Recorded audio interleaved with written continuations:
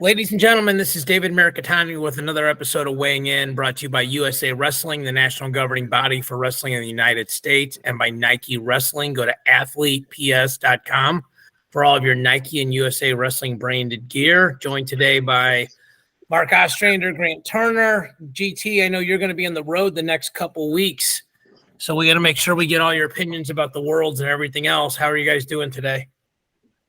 Doing great. Glad to have all three of us back together. For sure. You and I had to do some heavy lifting last week, GT. Mark, happy anniversary, Mark, even though you don't say thanks, David. I heard your intro. Yeah. Save it, David. Grant, I texted you happy belated birthday, so absolutely. That counts. I want to talk to you right now, David. David, we're not speaking right now. How was Vegas? I'll talk to Grant. You and me. How was Vegas? It was fun. It's expensive. Yeah. When did Vegas become so damn expensive to go to? My God. I think we missed each other by a day because I was out there for the Jiu-Jitsu Worlds. Yeah. So let's talk about that first. I want to thank the IBJJF for allowing me to go out there as part of the media. Thank Gary Abbott specifically for helping me get that set up. And I think most people, if you've seen, I guess it's jiu-jitsu for MMA and jiu-jitsu for wrestling, or jiu-jitsu just for the sake of jiu-jitsu is different. But I spoke to several high-level coaches there about the importance of wrestling in jiu-jitsu. And I think it's been slow to embrace. I don't think the pure jiu-jitsu practitioners are big fans of wrestling. It's seen as more of a savage sport. It's more intense for sure. Like if you go to a wrestling practice and you go to a jiu-jitsu practice, they're not the same.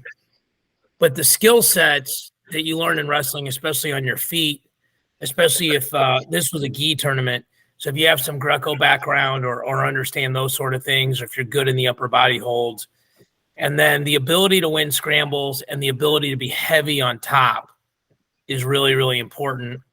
And the ability to be heavy on top is something that's also really important in MMA, and it's not as important in Greco or freestyle because you're not trying to hold somebody down. Because in those sports, if you're on bottom, you just have to not get turned and you get back up. So, but really fun to watch. A guy like Demetrius Johnson, if you guys follow MMA, was the former UFC champ. He's now the ONE champ. ONE is the name of the organization. He lost. He split with Henry Cejudo. He did his first gi tournament and won brown belt worlds at his age group. And this is the Masters tournament. So this is like the Masters GT at the US Open, where it's like the 30 to 35s and on up. So, but some really high level fighting. And then they did a Grand Prix there with the gi guys, which was cool as well. So just want to thank everybody involved with that. It was very cool to see. Probably another pretty non-kept secret is Oklahoma State has changed their schedule. They're going to go to the Cliff Keen Las Vegas tournament, and they're going to go to the Scrap at Sicily, which is another Frank Popolizio production, with North Carolina State and Oklahoma State doing a duel over there in Italy. So GT, what are your thoughts on, they're already changing things. I had heard Coleman Scott was the one that wanted them to go to Cliff Keen. What are your thoughts on them?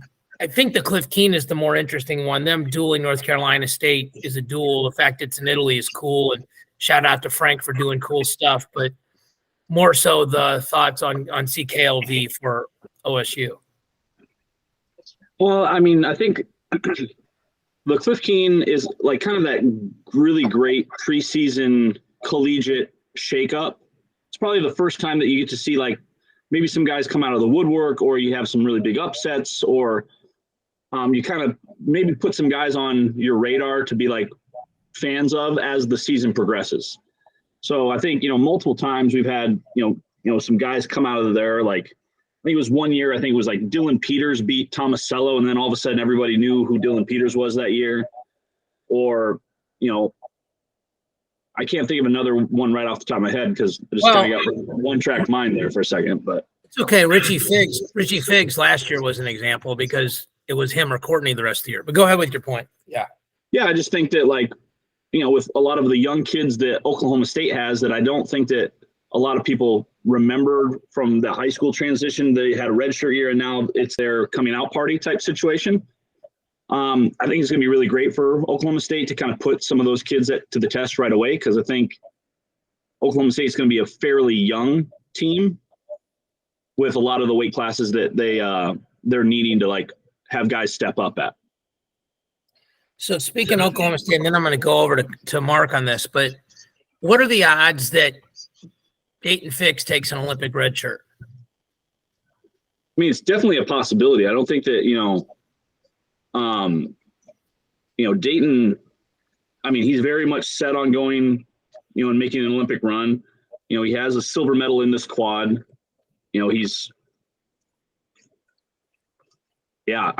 could see it because it's a shortened, I don't want to say training camp, but it's a shortened year for an Olympic run, right? So you have your U.S. Open in December, you have your Olympic trials in April, and then if you make the team or qualify the weight class, like it's a nonstop run to end of July in Paris.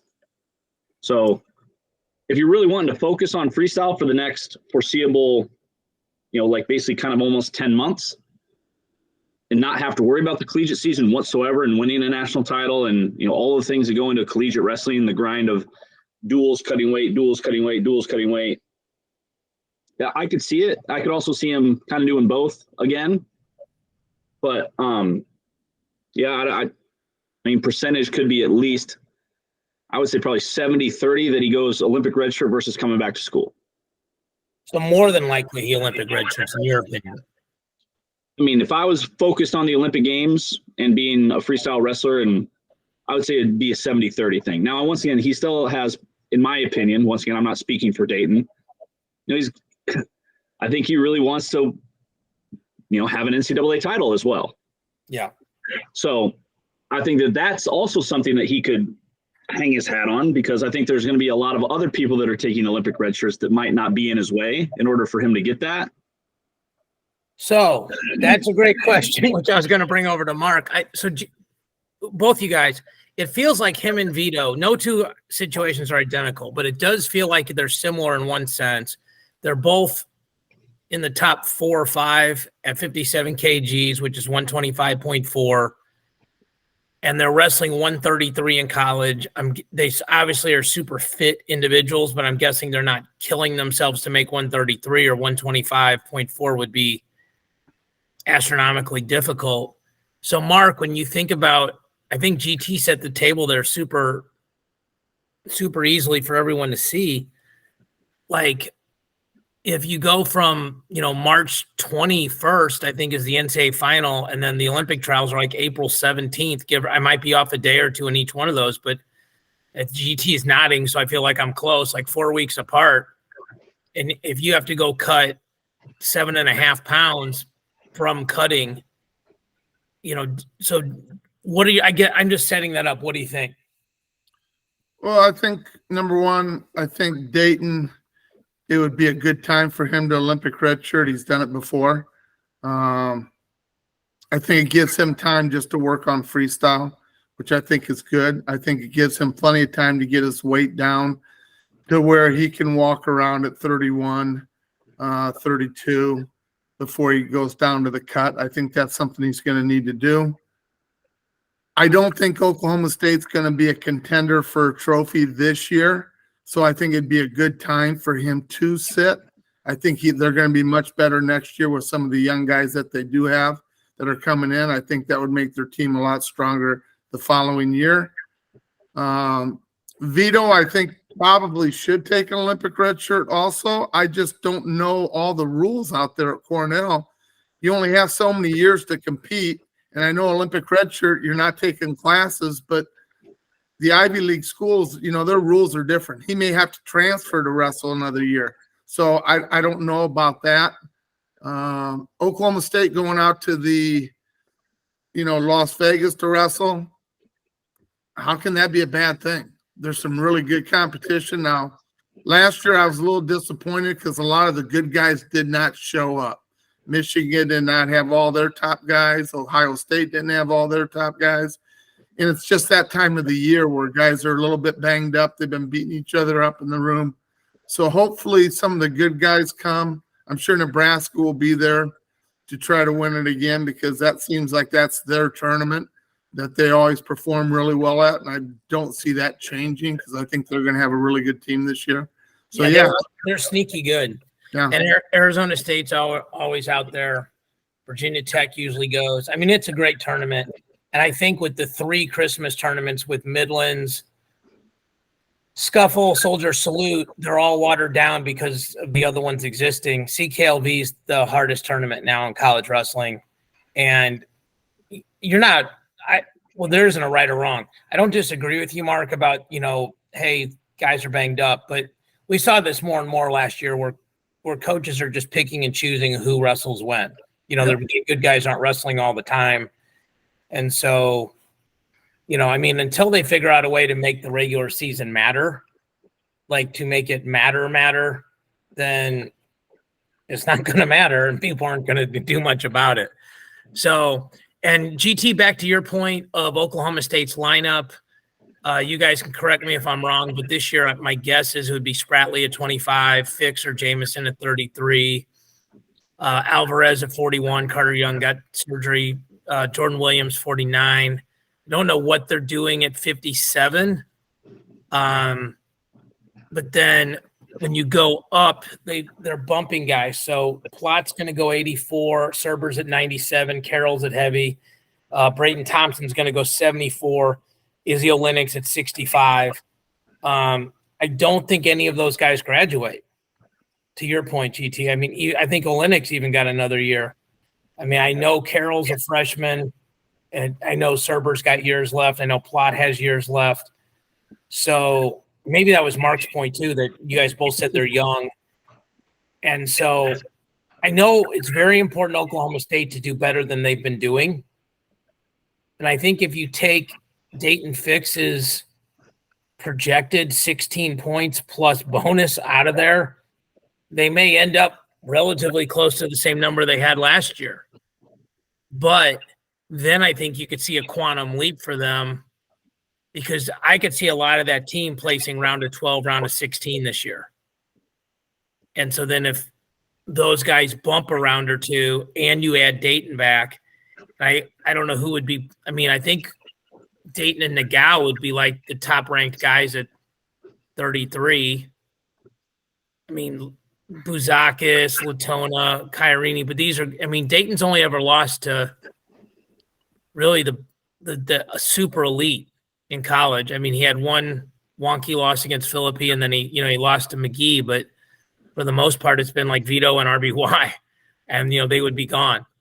The other fascinating thing to think about, just tied to the Olympic trials and all that, is, and we're going to get into the worlds here, but it's super important that Zane Richards does well, because the pans are going to be a little bit tougher with RBY at 57 kgs, especially if he can make the weight and manage it correctly. So speaking of international wrestling, so the world championships are next weekend. The big news is no Gable Steveson.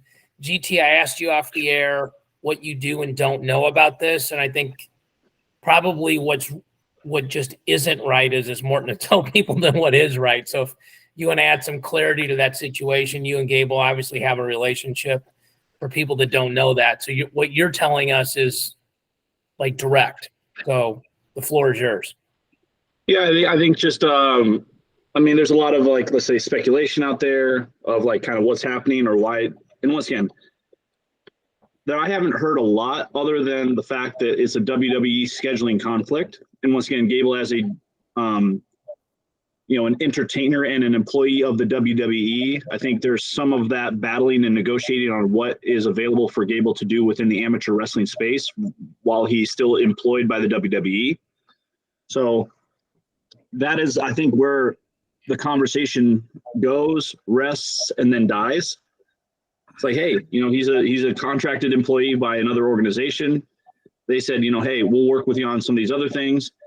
I believe, and once again, with not necessarily full certainty, but like, I think the Olympics are still on the table for him to be able to go and make that run. or, you know, to help qualify the weight class, or, you know, whatever it may be. You know, I just think that I don't know when the scheduling conflict was, you know, told to him to not go, whether it was last week, 3 weeks ago. You know, I'm sure that there were some inner workings within the USA Wrestling organization to have, you know, Mason be ready just in case, or if there was an inkling to this point. So, yeah, I think that's the biggest storyline there. You know, from the team, like Team USA, you know, like once again, there's been other stories like in 2018 when Nishan got hurt, Cologne got the nod, you know, brought back a medal, you know, things like that have happened. But I think this one is something that I think was out of control for Gable to basically negotiate or whatever. So, yeah, I think it's important to say from what reading between the lines, this was not Gable's, well, not even between the lines. This is not Gable's decision. He didn't opt out because he didn't want to go. It's not like he hasn't been training. There's no negative side to it. He's contracted with somebody else, and that contract supersedes his ability to go to the just whatever he wants to do with his life. And so, you know, he was overruled there or told what to do, I guess is a better way to say it. So, and I guess we can also talk about, yeah, let's stick with the world. So, GT, I asked you about this, and I apologize for asking you on air again. What is the story with India? Will they be going to the World Championships? I read something that said they were provisionally suspended, but then I got caught up doing something else and didn't read the whole article. So I apologize for my lack of deep dive. Will they be at the Worlds? From what I've heard, they are provisionally suspended as an organization, not necessarily a athlete suspension situation. So like Russia, like Russia's been. Right. So like, I don't think that they get to represent the federation at Worlds. The athletes will be able to wrestle underneath the UWW banner, while basically representing India, but not as the Indian Federation, because there's turmoil within the organization. So the wrestlers will still be able to get to compete. They just won't be able to compete for their federation, but they'll still be representing their country. So it's a little bit of like kind of like a wishy-wash situation where they're still there. They're still kind of wrestling for India, and then we qualify that spot based off of that. But the suspension or provisionally whatever is to the organization, not the athletes. What was the suspension for, or the provisional suspension? I don't have enough detailed information to really give a proper opinion on it. Okay. I just know that there's a lot of things going on with some athlete involvement. It's fine. I mean to put you on the spot. Yeah. No problem. I have a question. Is then India going to be, when it comes to a team score, because that's kind of a big thing these days, is how the countries do as a team, and they were keeping team scores at the U23s, U20s, so on and so forth. And Russia and Belarus was not allowed to accumulate team scores, but they had it down there what they would have got if they could. Is that going to be the same thing with Senior Worlds, Grant? Are they going to be able to score points for India but not for their country, but just under what? I don't know how that provisionally would look for the World Championships on whatever, like team scoring and whatnot. I do know that the Indian Wrestling Federation is very capable of being a top 5 team in the world for specifically men's and women's freestyle. I know that they have a lot of great athletes that have done pretty well in the past, Olympic quad basically. But I think the biggest thing is a lot of the technical decisions about team scoring and or like rights as a team, and because there's not really a World Cup implication to make like a top 5 team in order to qualify for the World Cup. If by happenstance the Indian Wrestling Federation outdoes like Team USA and everything, and like all of a sudden they're world champs, I think then it becomes kind of sticky. Because you don't necessarily give it to the federation because they're provisionally suspended, or how does that really look or work? I mean, the athletes still get to do it, so it very well could be once again, I think that there is some, I want to say maybe even some cash compensation. I'm not sure for something like that, but I think in my tenure with the UWW, I haven't really come up with what this is, or having provisionally suspended federations, almost like banning Russia and Belarus for the past few years. I've never really seen that in my time with the new organization. So a lot of this is kind of uncharted waters for me personally. Now, once again, if we could get the Godfather on here, Gary Abbott, I bet you he would have a better perspective of how that would have implications to team race, seeds, Olympic qualification, because this is the first championship in the road to Paris. So, with them being provisionally suspended, let's say Bajrang wins the title at 65. Not saying that, I don't even know if he's competing. I'm just using it as an example. Like, let's say Bajrang wins the whole thing, right? So he's qualified his spot for the Olympic Games, even though the federation is provisionally suspended because he was still out there representing India, but maybe not the federation. He still would probably qualify that spot for the Olympic Games because that's one of the questions I was going to ask you. So if Bajrang places first through fifth, then that slot, there's the top 5 slots are if you place top 5, you qualify your country, and then it depends on how your country does it. Like in San Marino, Miles Amin is now on the team. We're in USA. We still have our Olympic trials. But it doesn't, even if though the country or the federation is suspended, Bajrang would still get that spot for it. From my understanding, I believe that is to be correct. Now, once again, every country has their own whatever qualification system, like the U.S. Like all of a sudden, Kyle Snyder qualifies the weight class, but then he loses in the Olympic trials in the U.S. He doesn't get the spot, even though he was the man that qualified it. Right. There's multiple examples of that everywhere in the world, but sometimes if you're our guy, you're our guy. Like, yes, that's the Tony Ramos, Daniel Dennis story. I think it's really important that what people would ask is, okay, so that spot goes to India. It's not like, well, now we're going to take both fifth place, the loser of the fifth place match slides up. That doesn't happen. So, and then the other thing about team races, and I look at it more in college rankings because Mark and I did that for a lot of years. And also, you can project rankings and stuff easier, I think, because like when we get into this world stuff, there's a bunch of guys that are really good that aren't seeded at all because they didn't do tournaments. So you go back to Gable Steveson. He comes back to college. Okay, so the easiest thing is he goes in at number 1, however many points Minnesota's projected, you add 20 to that plus bonus.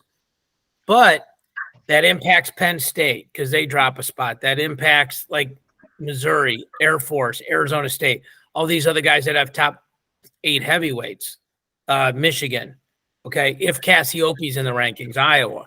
So all those guys drop down a spot, which is at least a point, and in some cases up to 3.5 or 4.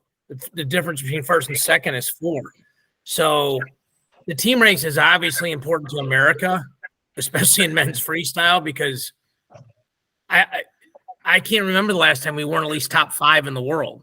So, like it matters. It really matters. So there's a dual effect there. So let's put a bow on a couple of other things and we'll finish with the world. So Lou Rosselli is back at Ohio State, and I think in the RTC capacity. I love Lou Rosselli, really smart guy, very directly honest. I mean, I think he's, like anybody, if you're really directly honest all the time, sometimes you rub people the wrong way, but high integrity guy from, at one point when there were 7 weight classes, that RTC had 5/7 of the world team on it. So a great coach and I think a great fit there. The Utah Valley job is going to open at the end of the year. Greg Williams is retiring. I mean, I've heard some crazy things like would Cale Sanderson go back, or would Cody Sanderson go back, or Kyler Sanderson, or somebody named Sanderson, Grant Turner Sanderson. So as an Iowa State connect. So, but the job is definitely open. It'll be interesting to see how that goes. Brayton Lee, this was surprising. He was in the portal and he committed to Indiana. He's an Indiana guy. Mark, how much did that surprise you? I'd love to find out what's going on in Minnesota right now because I'm not sure what's going on. I know there's rumors that Gable will be back and wrestle second semester. The rumors I'm hearing is more than likely he'll be at Minnesota. But with everybody leaving, you got to wonder what's going on. And we talked about this 2 weeks ago, and none of us know because we know the people that are there, and they're good people, and they're really good coaching staff as far as we can see on the outside. There's something in the inside going on that kids are wanting to leave. So I just don't know what it is. But I think, I picked Brayton Lee, I think, last year, early in the year to win nationals, and that didn't happen. So he's staying in the Big Ten. So that's a thorn in Minnesota's side because they're going to have to compete against him now, just like they're going to have to compete against their own kid at 33. When you stay in the Big Ten, it's one thing if you leave Minnesota and you go to another conference, you don't really see them until nationals. But when they stay in the Big Ten and then you got to compete against them, it makes it a little bit tougher, and it kind of hurts a little bit more. Mark, and I'm asking this because I get the episodes mixed up. The episode where we talked about the all portal team, that was last week when it was just GT and I, correct? You watched that or listened to it, but I watched and listened to it. The week before we talked about Minnesota and the guys that were leaving. So, but the reason why I bring that portal team up is like Matt Ramos is on there. He's another guy that left Minnesota. Yep. So, okay. All right. So Brayton Lee, Utah Valley, Lou Rosselli. We mentioned the scrap at Sicily. So yesterday I had Rob Cole and Tony Ramos on together. Cole's making the circuit. Like he did an interview with Flo at Who's Number One. I know he did Bader's show. I thought it was interesting to watch Cole and Ramos together. There's a lot of respect there. It's very playful. How they first met's a very funny story, which I think you particular Mark will like. But they got big plans. I mean, and Tony Ramos correctly said there's only been 5 4-time national champions, and Rob Cole's coached 2 of them. Rob Cole's not a humble human being, but he's pretty self-deprecating in the sense that, like, if you recruit the right kids that are really good, it's a lot easier to be a good coach. And he probably more so than anybody in the country not only understands the importance of money, but is blatantly honest about the importance of money. So you guys know how much the finances of this stuff all interest me. And so we got a chance to have that conversation. And so we're recording this on September 7th. I recorded that September 6th. I'm guessing it'll come out. Sometimes they put that out like at the beginning of the week. It may not come out for like 4 or 5 days or 3 or 4 days after this comes out. They usually put us out weighing in on Friday. So, but definitely worth a watch and a listen.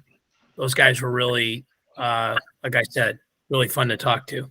So, all right. So GT, I'm going to try to explain this and you tell me if I'm doing a good job or not. How about that? So the World Championships are, first of all, we all agree that the seeding has gotten better. It used to be blind draw, then top 2, then top 4. Now it's top 8. And it's also balanced brackets. It used to be that if it was like 24 guys, 16 would be on one side and 8 would be on the other. Now it's 12 and 12 and break it down to 6 in each quarter bracket, et cetera, that kind of thing. I think those are all improvements, and I have all that correct. Is that right? I'll stop there. That part's correct, GT? That is, yep. So far, so good. Keep going, brother. Keep going. So the seeding is based on certain tournaments. I don't think and everybody knows their qualifying tournaments are set up way in advance. So the point of this is you could be really good and not have wrestled in any of the qualifying tournaments and therefore not be seeded. Am I correct on that? And before I ask that, for an example, if Gable had wrestled, he would have been unseeded. So is that a fair sentence, GT? Yep. Okay. So here's the other thing to make sure people understand. There are 10 world championship weights and 6 Olympic weights in men's freestyle, women's freestyle, and men's Greco-Roman. And they're the alternating weights. So it's like 1, 3, 5, 7, 9, and 10. And at least I think in most of them are that way.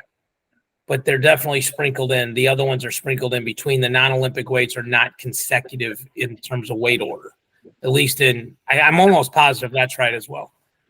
So the last thing to understand is there's a world implication and then a U.S. implication. At the Olympic weights, which men's freestyle is 57, 65, 74, 86, 97, 125. If the athlete places in the top 5, they qualify the United States for the Olympics. And the top 5 is different now because they will wrestle that true 5th place match. Correct, GT? Yeah, the losers of the bronze medal match will then wrestle for a true 5th, and that's your last Olympic qualification spot. And that is a change because previously it was top 6, and there was only 2 at the last chance qualifier. And by reducing this to 5, they're adding 3 to the last chance qualifier. So the winners there, the 2 bronze medal matches, will wrestle each other to go to the Olympics. Okay. Yeah, so it's 5 at the World Championships, 2 at everything else. 2 at the Continentals and 3 at the last chance. Yes, that's how they get to 16. 5 and 3 is 8, and 2 times 4 is 8, and that's how they get to 16. Tell me, you can correct me if I'm wrong. Look it up, but I'm almost positive. Because last time it was 6, 2, 2, 2, 2, and this time it's 5, 2, 2, 2, 3. So now, but now the other thing is, if you place at a non-Olympic weight in the United States, you have a bye to the semis of the Olympic trials. So like Mark, in 2020 trials, which were 2021, that's what Kyle Dake did. He had won the worlds at 79 kilos, but definitely was top 3. So he was in the semi of the 74 bracket, and he's on the bottom side away from Burroughs, who was the 1 seed and was sitting in Final X. So, I mean, that's correct? Yes. Okay. So that's a bunch of setting the table stuff. It's super important for us that Zane Richards, Nick Lee, Kyle Dake, David Taylor, Kyle Snyder, and now Mason Paris on the men's side, men's freestyle specifically, and we can go through all the weights, that they place top 5. Now, USA Wrestling hasn't specifically come out yet and said, hey, we're doing this the exact same way we did last time. So I should also put that disclaimer on there. And GT, am I right that if you place top 5, if you were one of the 5th place guys at the Worlds, you qualified the weight, but you're just the number 1 seed the way it was last time, you're not in Final X? For the Olympic trials situation, they would be the ones sitting out. So if they took 5th? This is new qualification system, so I don't know if they, let's say, qualify the weight class and get 5th because you didn't bring home a medal. Right. I haven't discussed that with USA Wrestling yet because it's brand new. Right, but last time it wasn't. You would have qualified the weight, but you just would have been the number 1 seed, and you would have been in the bracket. You would not have been sitting till the finals of the trials. That is correct. Right. And so that's a lot. So we got like 20 minutes, and theoretically we'd go through 30 weights. That's not going to happen. So USA Wrestling, I'll just pull up a couple of the things they have here. So for the senior women, and this is just on the mat.com. This is Gary's article from 3 days ago. These are the seeds. Kayla Miracle got the number 1 seed. Sarah Hildebrandt, Don Parrish, Winchester, Maroulis, and Allure got 2 seeds. Jennifer Page got the 8 seed. No nation has more than one number 1 seed. It's 10 different nations had a number 1 seed. No individual neutral athletes from Russia or Belarus received a seed. So that's very interesting, I guess. But that's directly correlated to they weren't allowed to wrestle in these events and earn seeding points, correct? Yeah, there was a discussion between some of the guys at Flow discussing this exact topic where like it very well could be a nightmare at certain weight classes where those guys are unseeded and they all wind up on the same side. Right. Yeah. So, and that's the whole problem with this, right? Like if I've done something wrong, let's pick somebody else. We'll say Gary Abbott because he would never do anything wrong. But if Gary Abbott didn't do anything wrong or did something wrong, supposedly, or he's part of a country that did something wrong, so we don't seed him, but he's the best guy and he comes in and kills everybody. Like it was like that one year when Snyder didn't have enough matches supposedly to be seated at the NCAA. And Mark and I were talking about this. Like, what if they make him the 33 seed? He's going to get the pigtail and then Nick Gwiazdowski in round 1, instead of that epic final that it was. And what's funny is more Americans would know that problem than we know the names of all the people that would be potential problems in the world championships. Right, Mark? Yep. So I'll just run through this. And again, this is all on here. At the women at 50 kgs, Suzaki's 1, Hildebrandt's 2. At 53, Yepes is 1, and Parrish is 2. At 55, Medina's is 1, and Winchester is 2. 57, Akobaya is 1, Maroulis is 2. 59, Jen Page is 8. The wrestler from Poland is 1. Kayla Miracle is 1, and then Kazakhstan, and China are 2 and 3. 65, they only have 6 wrestlers seeded, and we were not seeded there. 68, 8 top seeds, and we're not seeded there. 72, Allure is the 2 behind Kazakhstan. And 76. So, 76 is interesting, right? So, like most of us, even if you're sort of a casual follower of women's freestyle wrestling, Adeline Gray is not seeded. But, like, Grant, that has directly to do with her being pregnant, right? And not wrestling in tournaments. Yeah, because she didn't qualify any points at any of the ranking series events or anything that would be UWW related. So she'll be drawn in. All right, so this is probably pure conjecture on your part, so maybe there's no way of asking this without you knowing, but are we assuming that that's a real blind draw, or are we assuming that they're doing the cold envelope and they're going to at least try to put her in a fair spot? I would hope that with this being an Olympic qualification thing, that they would try to keep it as fair as possible. Once again, we're in the world of sport. Weird things happen, but once again, going to top 8 seeds, I think more people are at ease with that, being able to get people into the top 8 to be separated out rather than, hey, whatever it is, put me on the other side of David Taylor. Here's $10,000 in an envelope that I'm just going to leave on the table for you and then walk away. Or whatever you want to discuss it as. Right. There's more opportunity for you as the athlete to get ranked, seated. It's a lot on you. If you want to go to the ranking series events, there's opportunities for you to compete.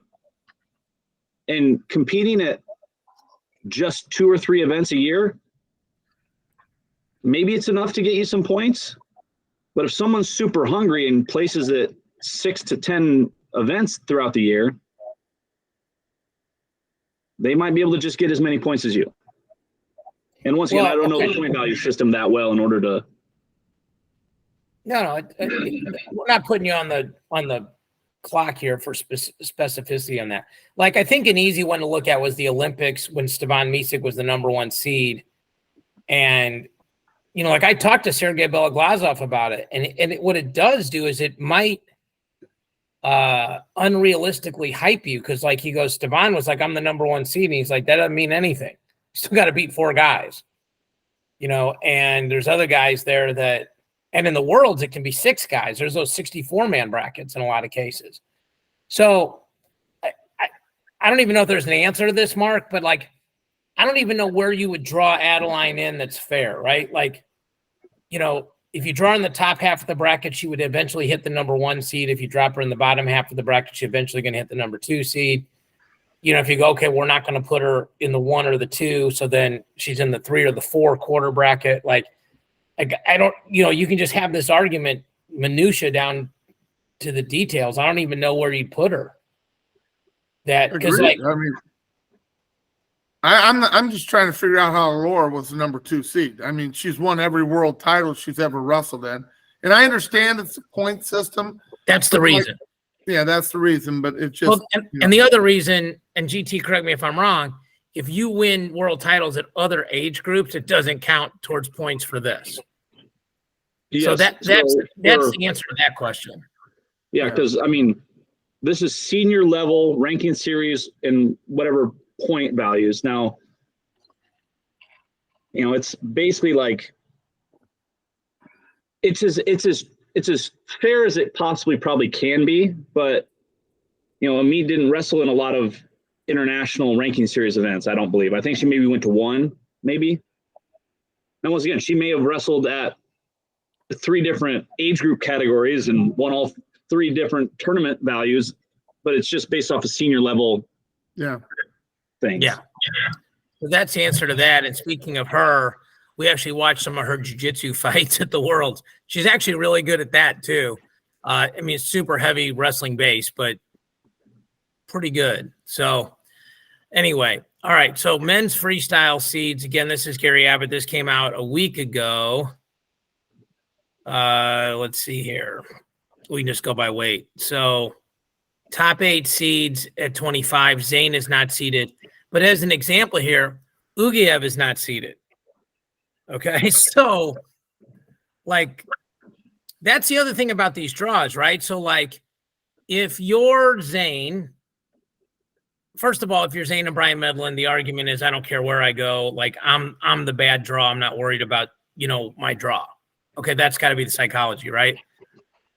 But realistically, like you probably want to get like an Ugiev or somebody because you got to get pulled. If you don't make the semis, you got to get pulled through. Again, it's like people that don't understand the repechage, like, by the way, is that the right way to say that word, Grant? Repechage? Yeah. Okay. I mean, I'm not very good at English or even French, verbiage, like any of it. Like I can barely read and write. So that's, I mean, however you want to be able to put some extra spin on it or some Southern twang to it. my sauce on it, yeah. Right. Be like, yeah. The backside, consolation tournament. That, we know that one. Wrestlebacks. That's so much easier. Wrestlebacks. Okay. So in the wrestlebacks, you're the person that beats you has to make the finals or you're out. Okay. So that's crucial. Cannot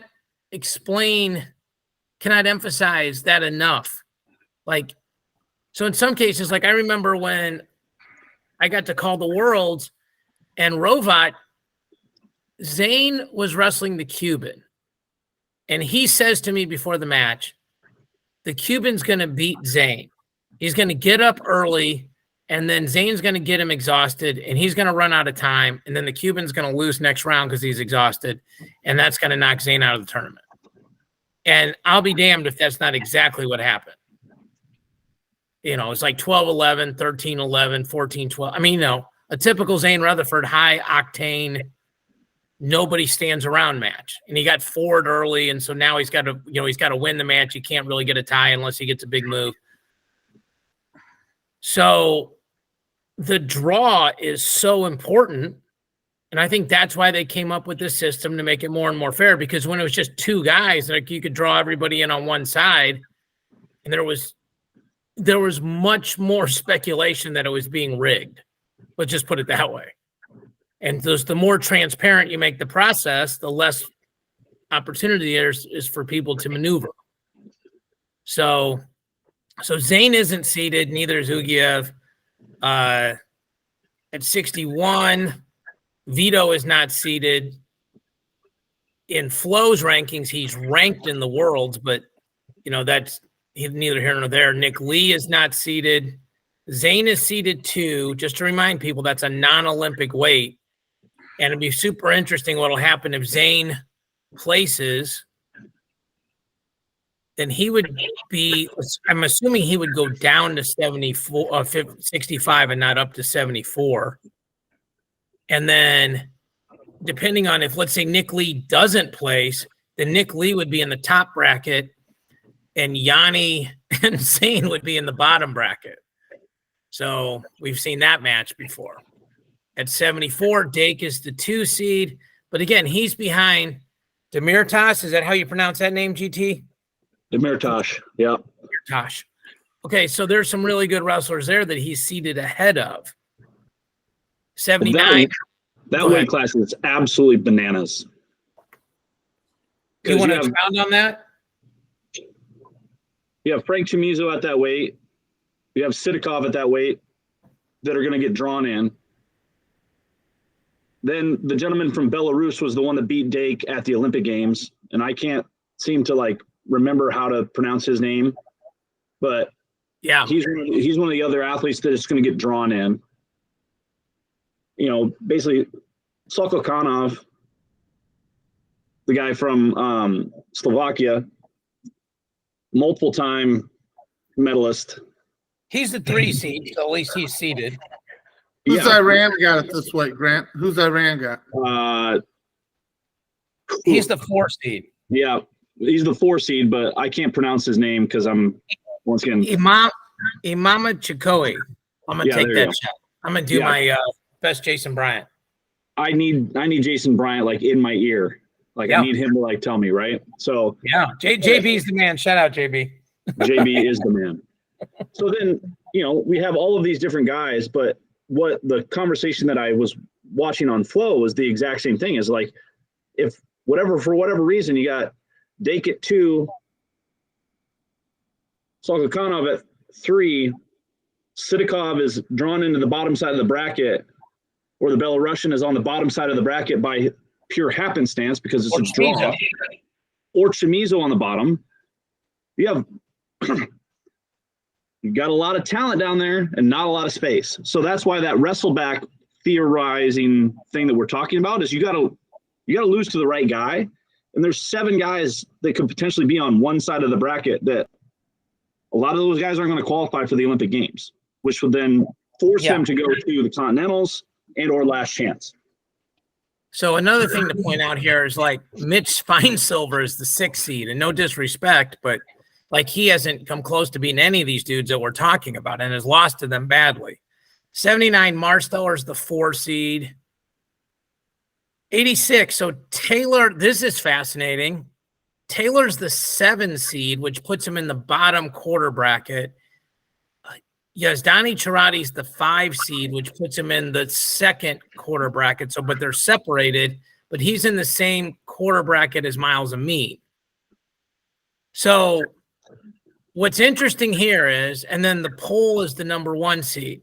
So let's say Yazdani Charati makes the finals, then Miles Amin, if the seeds hold, would have to beat the Polish wrestler to get through, or then win the 5th place match, or then he's in the scenario that GT's talking about where now you got to go to Continentals and now you got to go to Last Chance.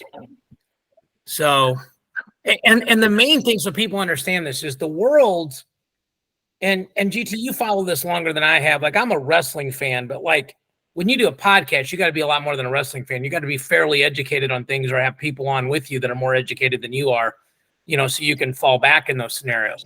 So on the world level, I didn't understand that for years. The world brackets are literally 4x bigger than the Olympic brackets. The Olympic brackets are 16. That's a hard number. That is it. And so John Smith told me one time he thought it was easier to win the Olympics than win the Worlds because he goes, the pressure's more, but there's less matches and there's less guys that you just don't have any film on that might just be good at one crazy move and could beat you, but couldn't, then they're not going to even pull you through. Obviously, John didn't wrestle in a lot of backside matches at the international level, But his point was well taken. Like 1 year at the Olympics, he lost, but still won the tournament because of the round robin and good points and bad points and all that stuff. So it's going to be super important. These again, to stress these draws is just crazy. So 92 Zahid's the 7 seed. The other thing is I'm seeing like Israeli wrestlers, like again, the Iranians, if they wrestle an Israeli wrestler, will forfeit. So, I mean, that could mess some things up. So Snyder's the 1 seed. Sajalayev isn't seeded. Could be a round 1 match. Hypothetically, yes. Yes. Cold envelope theory, no.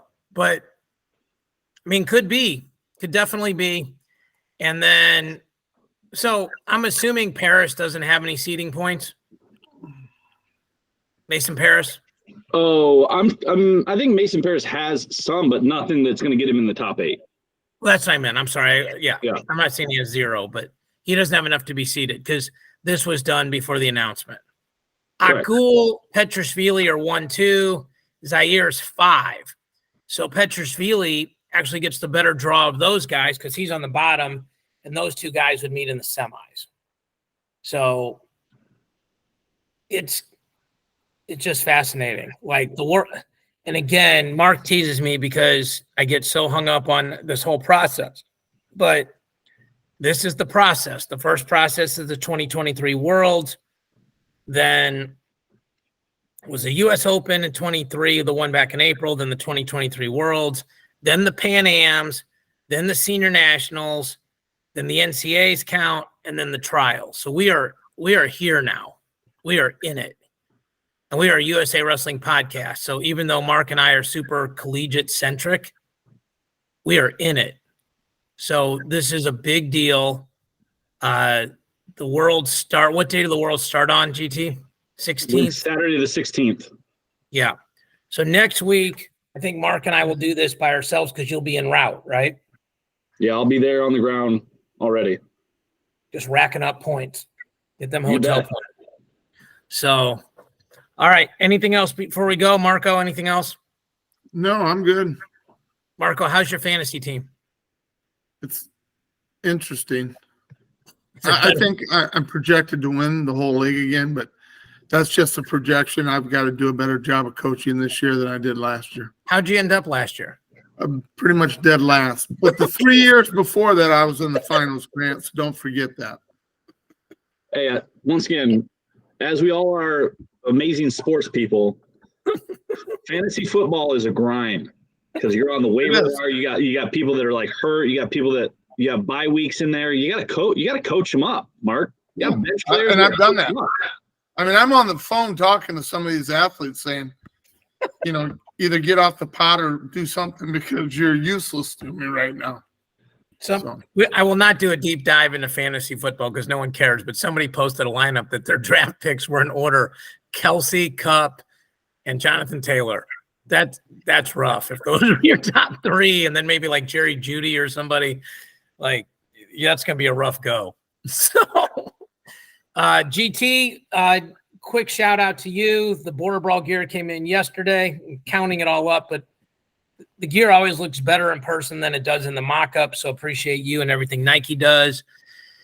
Safe travels next week, brother. And Mark, I think we'll probably record if you can next Wednesday, because next Thursday I'm actually flying to Stillwater for the Oklahoma State golf outing. I got invited to that, so that'll be fun. I'll get to go see Alex Steen. I didn't get invited to that one. Huh. Shocking. It was a shocker. Well, you get invited to a. Well, I can play golf. No, you're invited to two college ones. Okay. Right? Does Iowa Central count? Grandview counts. But I never got the information on Grandview. You're invited. You know you're golden there. Grant. No. He told you. I was on the air. Do not do that. He was going to send me the entry forms. You could also just Google it, Mark. I could, but that's a lot of work. That's a lot of work. I'm working on my game, David. Well, of the two of us, I'm the one that needs to work on their golf game, not you. So bring your right hand and your left-handed putter with you to Oklahoma. Only right-handed putter. Please do Left-handed that. close, right-handed putter. All right. For Mark and GT, I'm David. Thank you guys for watching and listening. We'll see you all next week.